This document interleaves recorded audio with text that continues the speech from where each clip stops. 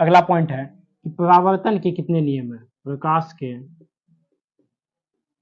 परावर्तन के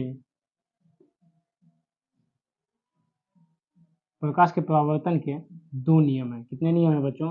तो दो नियम है। देखिए बच्चों, प्रकाश के परावर्तन के आधार पर, यानी कि जो प्रकाश आ रही है उसके आधार पर उसके दो नियम है। कितने नियम है? तो दो नियम है। समझते हैं कि कौन कौन से नियम है।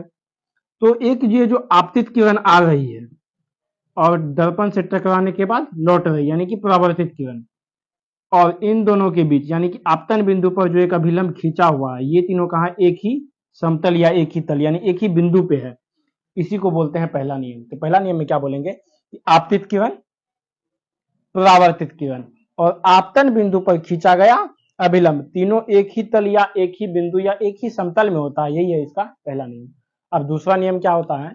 ये आपतित किरण है और ये परावर्तित किरण है। ये दोनों के बीच में जो अभिलंब खींचे थे, ये क्या किया था, बताए थे आप लोगों को कि आपतन कोण और परावर्तन कोण को आपस में क्या करता है, बराबर भागों में बांट देता है, यानी कि कोण आई बराबर कर देता है कोण आ।